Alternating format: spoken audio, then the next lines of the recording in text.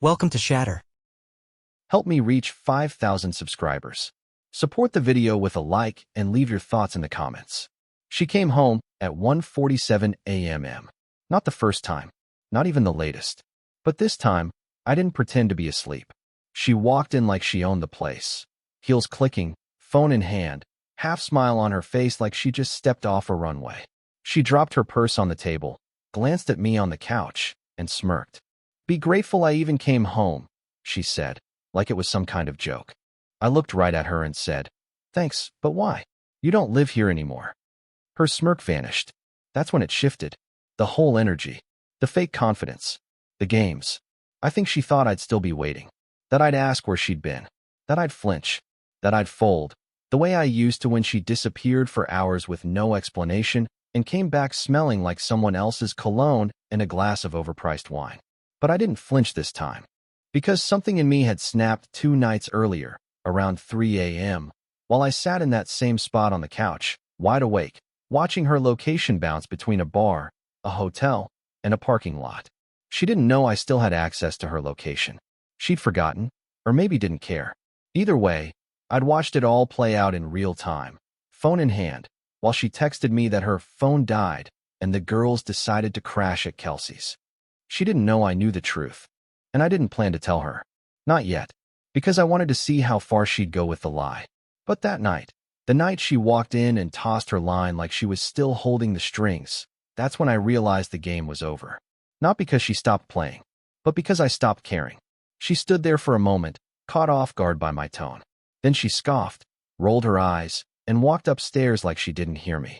But she heard me. I know she did. The next morning, she acted like nothing happened. Made her protein shake. Took a phone call on speaker about some yoga retreat she might do in Arizona. Wore that soft voice she always used when she was managing her image. Not with me, but with whoever she wanted to impress next. I didn't speak. I didn't ask. But something had shifted, not in her. In me. She used to come home late, and I'd wait up, worried. She'd toss out excuses, and I'd believe them, even when they made no sense. She'd smirk, and I'd fold. Not anymore. This time, I didn't ask her where she'd been. I started asking myself why I ever thought this was love. Looking back, I don't even know when it started. There wasn't one big argument. No betrayal I could point to and say, that's when she changed. It was slower than that. Subtle. Like a dimmer switch turning down the light, one notch at a time. I think it began around last fall. She stopped laughing at my jokes. Not dramatically, just less and less until, one day, I realized I hadn't heard her laugh at anything I said in months. The way she used to touch me changed too. Not the obvious stuff.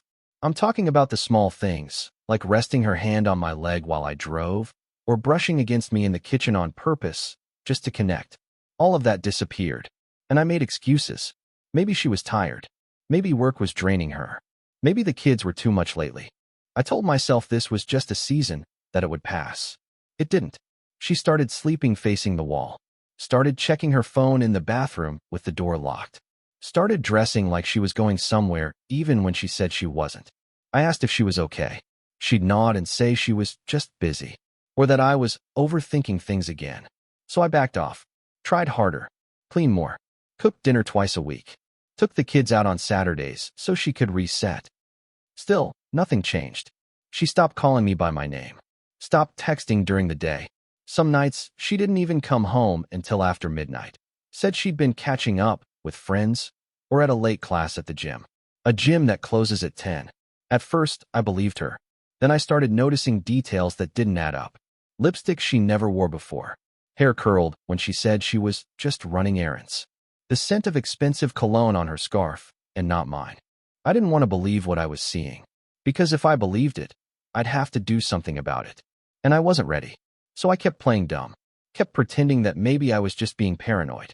That marriage was hard and messy, and maybe this was just normal. But the worst part? She could feel me slipping, and she didn't even try to pull me back. She just drifted further. Now I know the truth. The slow fading? It wasn't random. It wasn't exhaustion or stress or hormones. It was detachment. She was leaving long before she physically walked out that door. I just didn't want to see it. And by the time I did, she'd already built a whole other life outside of me. The first time I saw his name, it didn't register. It was buried in her Venmo history. $25. Description: coffee plus laughs, smiley face, with a smiley face. That was 2 months ago. I remember reading it and telling myself it was probably just a coworker or someone from that social circle she kept vaguely referencing. People from yoga, moms from the book club. She always kept it vague. By design, I see that now. But then I saw it again. Different app. Her shared calendar. There it was. Lunch with Jake. 1 p.m., Thursday. Same guy. The third time was harder to ignore. A restaurant charge on our joint account. $68 at a wine bar downtown. I hadn't been there with her in over a year. That same night, she said she was with Kelsey. I didn't ask questions. Just kept watching. The next week, she asked if she could switch off the credit card alerts because they were blowing up her phone. I said no. That's when I knew she knew I was noticing things. But she didn't stop. The name, Jake, started showing up more. Text previews on her lock screen when she left her phone charging in the kitchen.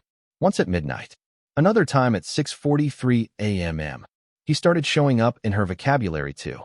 You wouldn't get it, Jake says. Or, funny, I was just talking to Jake about that. Jake said. Jake thinks. Jake recommended. I wasn't hearing my name anymore. Just his. She mentioned him casually, like I should have already known who he was. No explanation. No background. Just dropped into conversations like he belonged there. But I didn't ask. Not yet. Instead, I started digging. It wasn't hard. People leave digital trails, especially when they think you're too tired to notice. Jake was a real person. Divorced. No kids. Worked in marketing. Fit. Active. The kind of guy who posted gym selfies with hashtags about growth and mindset. They'd met at some networking event she went to 6 months back. He commented on nearly every one of her Instagram posts. Subtle stuff, nothing obvious. But the timing lined up too well. Posts she uploaded while telling me she was at her mom's house. She hadn't been at her mom's.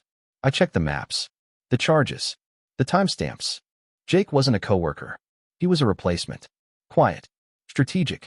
Inserted slowly into every space I used to occupy. One dinner. One laugh at a time. And the part that hit hardest? She didn't even try to hide him anymore. Because in her mind, I wasn't competition. I was just background. But I wasn't going to stay in the background much longer. She stopped wearing her wedding ring 3 weeks before I said a word. No conversation. No explanation. Just one day, it wasn't there. I noticed it while we were both brushing our teeth, standing side by side in the mirror like strangers who used to be something. She caught me looking.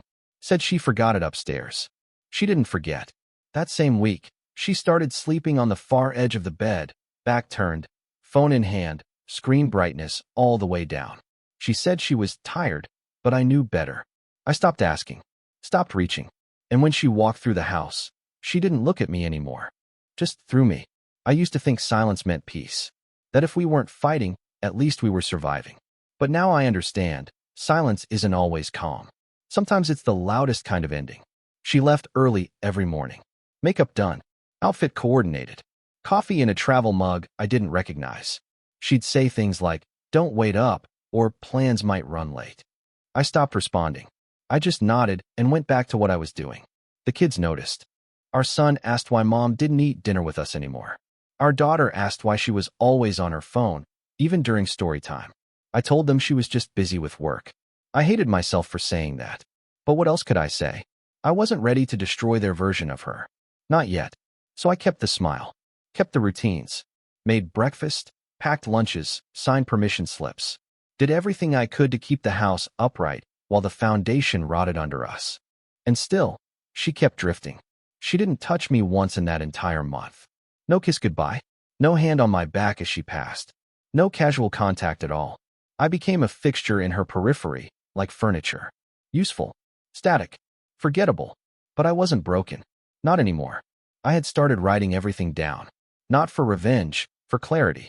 For the days I doubted myself. For the nights I thought maybe I'd been the problem. I logged her absences. The names. The timestamps. The patterns. And I saved every one of her lies. Screenshots. Bank records. Calendar entries. I wasn't planning to blow it all up. I was planning to walk away clean. But I wasn't going to walk blind. She thought I was still under her thumb. Quiet. Obedient. Grateful she still came home. She had no idea how far gone I was.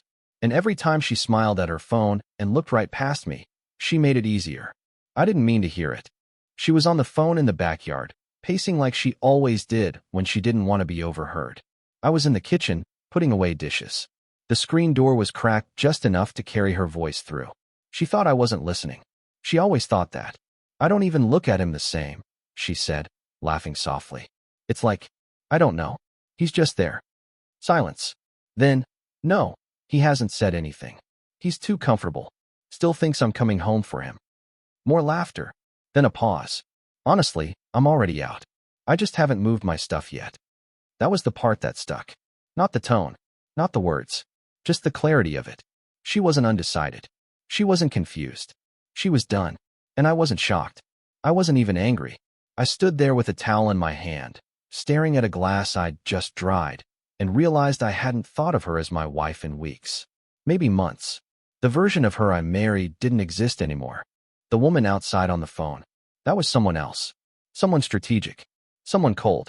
Someone who calculated exits the way most people plan vacations. She came back inside 10 minutes later. Smiled. Said she might run to Target. Asked if I needed anything. I said no. She left. I stood there in that quiet kitchen and felt something I hadn't felt in a long time. Not heartbreak. Not rage. Relief. I wasn't crazy. I wasn't imagining the distance. The avoidance. The lies. It wasn't stress. It wasn't a phase. It was intentional. Clear. Decided. She'd left the marriage long before she said the words. Now I didn't need to say anything either. Because once you hear someone speak about you like that, like a placeholder, like a burden, like a thing they've outgrown, there's no coming back. I didn't follow her that day.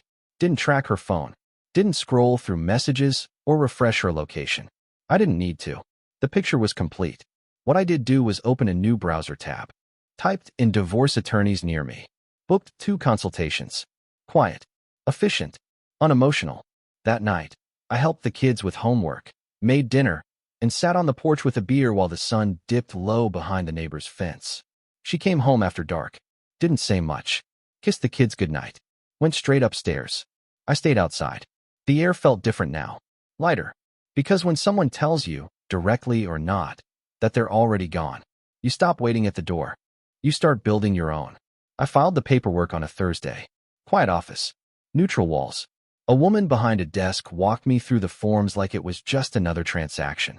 I signed without hesitation. No shaking hands. No second thoughts. The papers weren't final. Not yet. But they were real. The first formal step away from pretending. I didn't tell her that day. I let the silence breathe. 2 days later, she found the envelope. I'd left it on the kitchen counter, sealed, addressed to her, with the attorney's business card clipped to the front. No dramatic letter. No emotional plea. Just facts. Process. Timelines. She opened it after dinner, while the kids were upstairs brushing their teeth. I watched from across the room as she read the first page. She didn't say anything. Not at first. She reread it. Slower. Her face didn't change. Not anger, not sadness. Just stillness.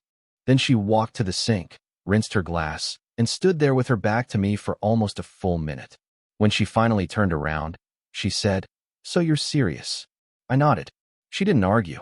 Didn't raise her voice. But the air in the room thickened. That was the moment she lost control. Not when I filed. When she realized she couldn't stop it.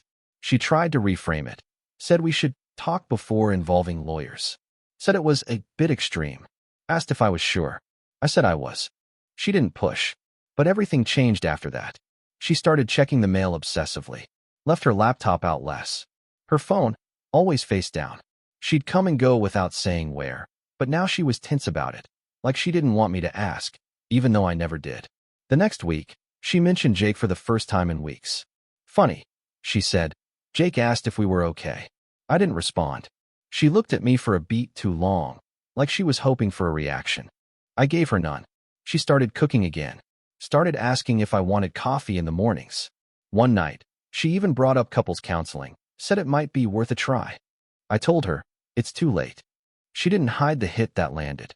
But still, no tears. No scene. Just little moves. Little shifts. Like someone trying to reverse a current they didn't realize had already pulled them too far. And for the first time in a long time, I didn't feel powerless. I felt clear. She wasn't used to this version of me. The one who didn't beg, who didn't chase, who didn't fold under guilt. And now she had to face something she never expected. The man she left behind wasn't waiting anymore. It started the week after she got the papers. She was suddenly everywhere. At drop-off, smiling too wide. At pickup, asking the kids about their day like she hadn't ignored them for months. She made pancakes on a Tuesday, packed bento-style lunches with cute notes, organized a movie night with popcorn in labeled bowls. At first, the kids loved it. They missed her, who wouldn't? They didn't care about timing or motives. They just saw their mom finally showing up again. But I saw the shift. It wasn't warmth. It was performance. Everything was dialed up just enough to look good on camera. The kind of mother she imagined herself to be when other people were watching. She signed up to chaperone a field trip, something she hadn't done in over a year. Started posting pictures on Instagram with captions like, "Nothing matters more than these two." And in those pictures, I was always cropped out. Even when I was the one who took them. She started asking the kids questions she used to avoid. Wanted to know what they were reading, what their friends were like, who their favorite teacher was. But she didn't listen. She just waited for them to finish so she could say something rehearsed. One night, she made a big dinner, candles, cloth napkins, even dessert. Said she wanted to have family time. Told the kids they should be grateful for the memories we were making. They looked confused. Our daughter asked, "Why are we doing this now?" Her voice was soft, honest. And for the first time, I saw something shift in them, too. Because kids may not have all the language, but they have instinct. And they know when love is real, and when it's a strategy. She started using words like stability, routine, and what's best for the family. Not in conversations with me. With the kids. Planting seeds. Positioning herself. I kept my mouth shut. Because I knew what this was. She wasn't fighting for me. She wasn't even really fighting for them. She was fighting for the image. The upper hand. The ability to say, "Look what he's walking away from." But I wasn't walking away from that dinner table. I was walking away from the months she ignored them. The nights she came home at 2 a.m. The weekends she vanished. The lies. The deflection. The performance. And deep down, I think they felt it too. The warmth she tried to fake didn't stick. Because when you try to play catch up with your own children, after they've already learned to tuck themselves in, feed themselves, soothe themselves, you don't get to rewrite the past. You can show up with pancakes and movie nights and bedtime prayers. But they remember who was gone. I moved out on a Sunday. No yelling. No dramatic farewell. No suitcases thrown into the trunk while neighbors peeked through blinds. Just quiet. I packed my things while the house was still asleep. T-shirts. Socks. A few framed photos of the kids. My tools. My shaving kit. A notebook I kept in the nightstand drawer. The one where I wrote down every broken piece of the last 2 years. I didn't take everything. Only what was mine. I'd already signed the lease on a small place across town. 2 bedrooms. Nothing fancy. Neutral walls. Washer in the unit. Close enough to the kids' school that I could still do drop-offs and pickups when it was my week. I left the house key on the kitchen counter. She came downstairs halfway through the packing. Hair pulled back. Hoodie. No makeup.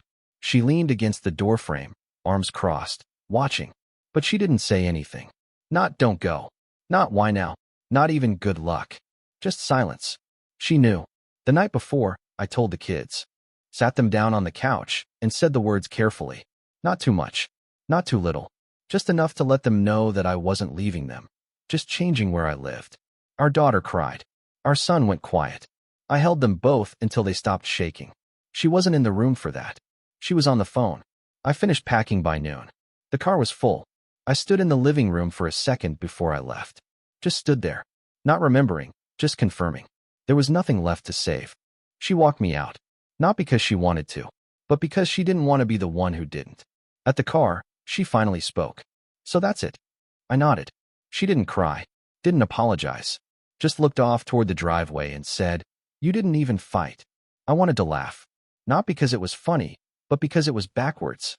Fight for what? For a version of her that disappeared months ago? For a marriage I was the only one still showing up to? I didn't respond. I got in the car. She stepped back. And just like that, the house was behind me. I didn't look in the rearview mirror. I didn't need to. Because the goodbye didn't happen in that driveway. It happened in every quiet night she walked past me without a word. In every lie she told with a straight face. In every dinner she skipped. Every bedtime story she ignored. Every moment she chose elsewhere over here. She thought I left on Sunday. But really, I'd been gone for a long time. The silence hit different once it was mine. The first morning in the new place, I woke up before my alarm. No footsteps upstairs. No phone buzzing at 2 a.m. No weight in the air. Just stillness. I stood in the kitchen, coffee in hand, looking out at nothing in particular. The place was empty, unfurnished. Half my clothes still in boxes. The fridge had a carton of eggs, some bottled water, and mustard I grabbed without thinking. And yet, I felt more at home than I had in a year. The kids adjusted fast. They liked the place. Said it smelled new. We picked out bedsheets together, built a fort from boxes, ate pizza on the floor, and laughed when I burned the garlic bread. They didn't ask about her much. At least, not directly. They just started calling it Dad's house like it had always existed. I didn't reach out to her. I kept things clean, texts only about logistics, pickup times, doctor's appointments, school reminders, and she kept it surface, too, until she didn't. It started a week after I moved out. A late-night text. Just one line. I missed the way you made coffee. I didn't answer. 2 days later. Do you remember that trip to Nashville? The diner with the jukebox? Then, I keep thinking about the way you used to hold my hand under the table at restaurants. Nostalgia, aimed like a weapon. But I knew the difference between remembering and regretting. One is love. The other is fear. She wasn't missing me. She was missing her grip on me. When someone loses their control over you, they start chasing the version of you they ignored. I didn't reply to the sentimental messages, only to the practical ones. Clean, direct. No emotion. And that's when the tone changed again. Now she was confused. Said maybe we moved too fast. That she was reevaluating. That she didn't expect it to feel this final. I let the message sit unread for 3 days. Because I wasn't trying to punish her. I just didn't have anything left to give. This wasn't about pride or revenge. It was about peace, and recognizing what broke me wasn't her leaving. It was how long I stayed after she did. So when she sent one last message, "Are you really done?" I read it without flinching. And I didn't type back. Because there's nothing left to explain when someone watched you drown and only reached for you once you stopped moving. I wasn't angry. I was free. I came back one last time. Not for closure. Not to talk. Just to get the last box I left in the attic. An old bin of winter clothes and photo albums I hadn't had the energy to carry out the day I moved. She knew I was coming. I gave her the time. I wanted it to be quick. Clean. I pulled into the driveway like I had for over a decade. Only now, I didn't feel anything. No weight in my chest. No memory pulling me back. Just asphalt and a house that didn't belong to me anymore. She opened the door before I could knock. She was dressed up. Not overly, just enough that it was obvious. Hair done. A scent I hadn't smelled in a long time. Soft smile.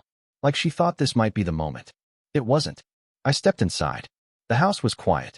Lights low. Furniture rearranged. My absence had already been folded into the space. She watched me go up the stairs. Didn't follow. The attic was dusty, same as always. I found the bin in the back corner. Labeled in my handwriting. Untouched. I carried it down slowly. Not because it was heavy. Because I knew it was the last time. She was standing by the door when I got back. You don't want to talk? I didn't answer. She took a step closer. I was wrong. About everything. Still, I said nothing. Her eyes searched for something familiar in my face. Something soft. Something that could be reopened. But I didn't offer it. Because she wasn't talking to me. She was talking to the version of me that waited. That begged. That forgave. That man didn't live here anymore. I nodded once. Polite. Final. Then I turned and walked to the car. She stayed at the door. Didn't cry. Didn't stop me. She just watched. And I think that was harder for her than anything I could have said. Because silence leaves no door cracked open. No, maybe. No, not yet. Just a closed loop. I loaded the box into the trunk. Shut it gently. Got behind the wheel. She was still standing there when I backed out. Still hoping. But hope doesn't grow in empty soil. I didn't wave. Didn't glance up. I drove. Not fast. Not angry. Just forward. And that's how it ended. Not with a fight. Not with a scream. Not with a hug that lingered too long. Just a man who had already left, finally pulling away. And a woman at the doorway, realizing the only thing left to say was too late to matter. What would you have done in my place? If the story hit you, leave a like. And don't forget to subscribe. It only gets stronger from here.